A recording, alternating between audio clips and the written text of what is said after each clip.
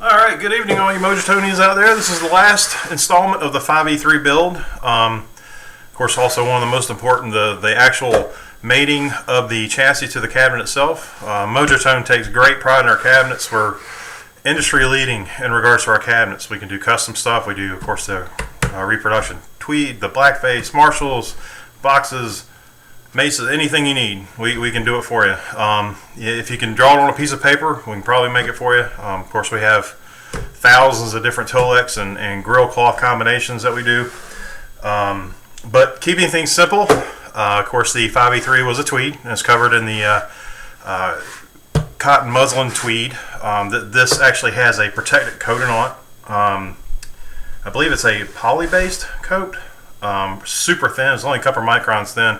And what that does is it keeps the tweed from soaking up any moisture, at all. It actually encapsulates the actual the pine itself. And to get even more protection, if you like, we also do nitrocellulose lacquer on these, which is what they did back, with the original tweeds up until 59, 60, something like that. So here we have it, the deluxe 1x12 cabinet. If you notice the little things about this cabinet, the tweed lines, they are directional. They're supposed to go in a certain way. All the tweeds were made with the tweed on the front and the reverse being a diagonal, and you want to make sure that everything lines up 90 degrees on top, 90 degrees on the bottom, here. And I've already taken the back panel off of this because I think everybody knows, if you've gotten this far, how to make a 5E3, I don't think you have any problem putting a speaker and a wiring harness in, so I'm not going to insult your intelligence with that. But if you notice, again, the tweed is directional, and the back panels need to match the actual tweed direction, and it was, angled on the back. And when we put the back panel on, you'll see it matches here too.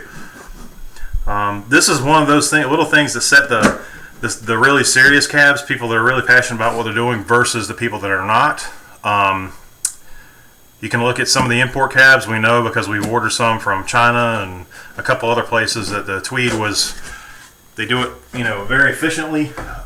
It's made out of, God knows what kind of wood. I think it was Luan or something like that, with something that looked like pine. We're still trying to figure that one out. But the tweed was a Tolex, and it was done in one-piece wrap. Blackfaces and tweeds were 4-piece wraps. They had one on top, one on bottom, and 2 on the sides. Of course, then you had your panels themselves. But it was always a 4-piece wrap, and it's very specific of the dimensions of how it's actually supposed to get put on. So just one thing to notice, while you're looking at tweed cabinets, and that goes for all the tweeds. Of course, it's a finger jointed pine cabinet, just like the original ones were, and that coupled with the tweed and the baffle itself, the 1x12 floating baffle, and they call it floating because it's only suspended. The entire baffle and speaker weight is only suspended by the 4 copperhead screws. I believe there are 632 screws that they used on tweed. So the larger ones had, like the 5F8 had 3 along the bottom, 3 along the top. I've actually seen them with 4, which is kind of unusual. And the smaller ones, of course, are always 4. The Champs, the Princetons, the Deluxe, the Harvors, the Vibroluxes, and some of the oddball ones, like a Bandmaster, I've seen it where it'll have 2 on top and 3 on bottom. So anyway, all right. So smaller tweeds are always mounted with 2 1032 screws at the top. They didn't have any other mounting, so the entire weight of the chassis is supported by these 2 1032 screws that I've already put in here. This is our Road Dog cabinet. This is my lucky cabinet. It has been all around the country. Don't think it's been outside the country yet, but it's been with us with a good majority of shows and all the classes we've started since, about shows we've been doing forever. Classes started about 2 years ago. It's been to every one of those. And it has been thrown around. We've actually... yeah, it's just a great cabinet. I can't say enough about it. And the older they get, the drier and the harder the wood gets, and it actually tightens up the tone a lot. Now the pine that we use in this is a Norwegian pine. We get it imported. It's very consistent. It does have knots, but the knots in it are part of what we can get it knot free. But for the actual cabinet, you know, itself, it kind of adds to the rustic vintage part of it that a lot of people like that. So we try to maintain that just like the original ones had. Okay, so all right, so let's get back to mounting the chassis in here. We have the 2 mount bolts already put in. If you notice, I put washers under these, and the reason being was I'm afraid, I've seen it happen a lot, and it's actually starting to happen a little bit here, but when these are dropped a lot and thrown around in the back of trucks and on pallets and, you know, demos at schools and you know, different shops that we go to, the chassis can weigh down on the top of the actual cabinet. It's, of course, it's pulling all the way, the chassis is pulling down these 2 screws, and being pine, it's a soft wood, and the screws actually dig into the pine. And in extreme cases, where they're dropped from way high up, I've seen this on vintage ones, that'll actually tear out part of the pine here. So I like to be careful with this. And you can actually reinforce this by adding these washers. These are quarter-inch washers under here for the 1032 truss head screws. It doesn't look good, but I'd rather for it to perform well, you know, when we take it out, because it travels all over the place. And actually, I haven't had any damage yet, so it's, you know, knock on wood. It's a fantastic cabinet. All right, so we've got 1032 screws in here for mounting, and what I'm going to do now to make life easy is I'm going to turn it upside down, just like that. Okay. Now, with this in place, go for my chassis. Here we go. All right. I can put my knobs on there too. Right about that. There we go. All right. So, I'm going to mount the chassis in, of course, upside down, and of course you see the two mount holes for the chassis here and there, just like all tweeds have. All right, this will go in on the slots like this and like that, and then I will put my nuts on the back side of that. That's kind of difficult to see the way the camera angle is here. But another trait of the tweeds was you can access the entire amp by just removing the back panel. I don't know if they really thought that through when they did it, but it was genius. You know, again, that's one of those things that tweeds did that even today, I mean, we're replicating how Fender made these things. It was just little idiosyncrasies like that just makes everything genius as a whole. All right, get the nuts on there. Now I'm going to leave it loose. I'm not going to tighten it up in this fashion because I'm going to flip it back over, because now I know the chassis won't fall out. All right, and you see I can still move the chassis around. There's plenty of play in this chassis. The reason you want that is because, let me tighten down a little bit more on these so it's not flopping around so bad. All right.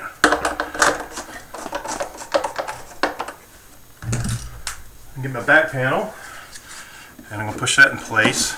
And I use the back panel as a gauge because I'm going to screw this down. Be careful when you tighten the screws down. Don't go too far because you'll actually chew through the back panel with the screw. Alright. I'm just going to put this about flush here.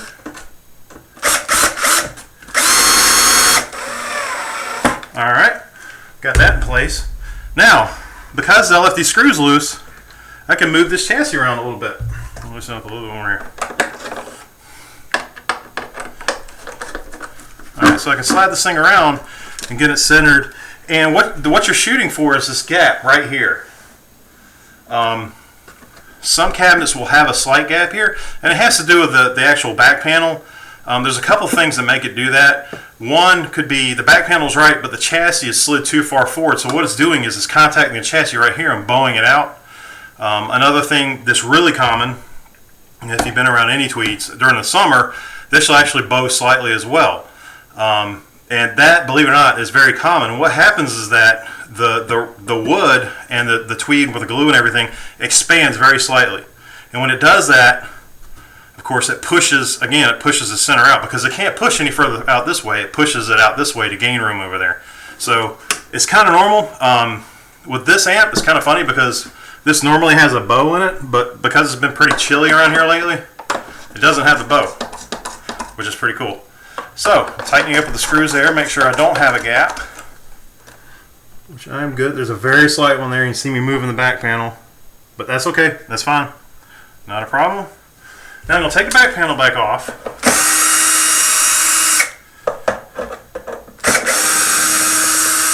Alright.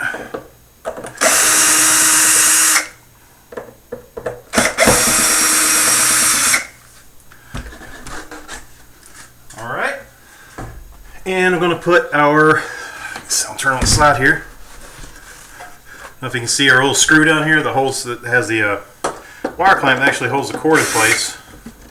It's difficult to see where I'm working here. Let's see if I can angle this back. There we go.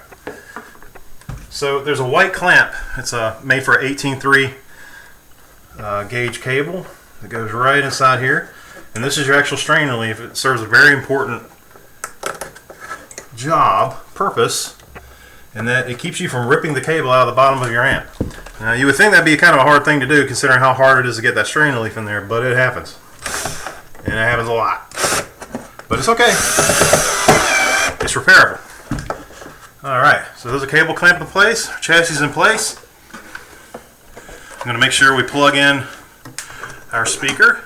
And remember, the main jack is the one that is closest to the 6v6. The extension jack will not work unless the first jack is being used. Because when you pull this out, I think I mentioned this before when making this, it has a switch on it that actually grounds the signal. Very important feature for this. The originals did not have that. Okay, so here we go. That's in. Now we can go for our knobs here. And the reason, again, I like to do these last is because I've actually had my one of these, or maybe, I don't know.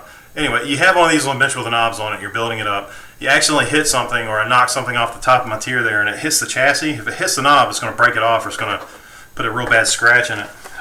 So I like to do this to the very last.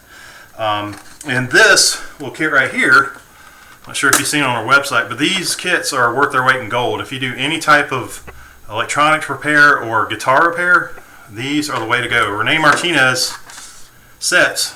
Of course, I don't know if you guys know who Rene Martinez is. I'm not going to go into it right here, but if you get a chance, look him up. The guy is a legend in the rock industry. Okay. All right. So I'm going to turn these all the way down. And what I'm going to do is I'm going to set the knob on here and just tighten it up very snug. And these are flat blade screwdriver. I don't know if you can see that or not, but very small flat blade. And I'm going to just barely snug it down, and then I can rotate the knob very easily to where I want it to be on one, and then I can tighten it up right there. And this saves you a lot of time on tweeds as well, because of course when it's on one, you can't get the screwdriver behind there. Alright, so again, I'll snug these down just a little bit. Dial it down to one, make sure they're even. They're pretty even. Alright, tighten this one up. And the last one, same deal. I get my screwdriver in there. Come on. There we go. Here and back. Alright. So there we go. Turn these all the way down so the uniform.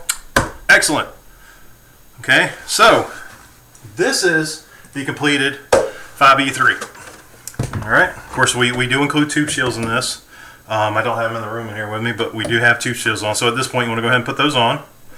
And I just want to talk for a minute about the speaker that we chose. The stock kits come with the C12Q 8 ohm. This speaker works excellent with tweed amps. Or actually, any vintage style tweed type circuit, you have the cathode bias, fixed bias, sounds absolutely fantastic. The reason, of course, the originals had a Alnico speaker in it, and they were very warm sounding amps. They were especially warm, almost like, I won't say muffled, but it's kind of like you had a small blanket on your amp, especially when you use humbuckers because they're dark. Alnico speakers tend to be a little bit darker and warmer than what a ceramic is. The reason we chose this was, one, you have elevated B+ voltages in this because it's a vintage type circuit and you're using 120 volts, not 110 volts. I said that in another video. which drives up, you know, a little bit of the low end.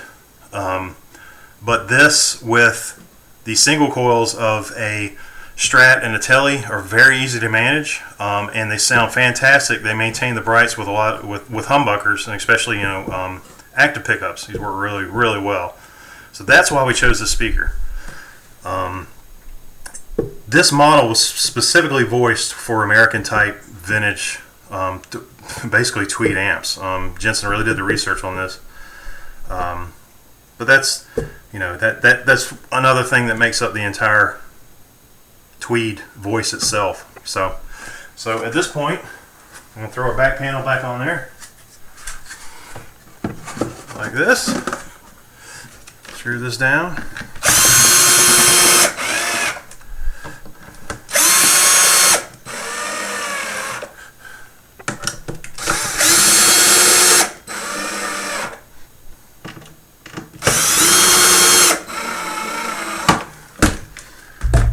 Alrighty, I'm gonna set it right back up. I'm gonna plug it in, and at this point, I'm not gonna play it yet. I'm gonna turn it on, and I'm gonna leave it on for a few hours.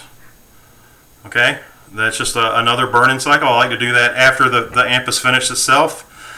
And anytime we have this back panel off, and anytime I have my fingers or anything in here, I always like to retest it, re-burn it in to make sure everything's good before it goes out. Because you never know. You know, a tube could, you know, just whatever. You accidentally knock a tube the wrong way in the cage, and it knocks the vacuum out of the tube. I mean, it happens. So that's why I like to do this. So the amp will sit here. Of course, I need to clean up a little bit. But that's it. That is our 5E3 build. Everything. Beautiful amp. Beautiful amp. Part of American history. So what America did well. Make, you know, guitar amplifiers. And we're still the best in the world. Alright? So that's something to be very proud of. This is a legacy. It's if you want to look at it in a broader scope, it's actually continuing our history, you know, for music and you know, a golden era of music itself. Really, it really was. This gave birth to the electric guitar, and louder and louder and louder and louder. So this is where it all starts, the foundation, and here it is, as solid as a rock, the same if not better than it was 60 years ago, which is absolutely unbelievable. Alright, so I'll stop yapping on. If you guys have any questions about this, please email me ajohnson@mojotone.com or tech@mojotone.com, or just give us a call, 1-800-927-6656. And we're the spot. If you want to get a kit amp, check our website out, mojotone.com. We got it going on. We are the kit masters. Alright? Thank you guys so much for tuning in. And stay corona free and healthy. And keep on rocking.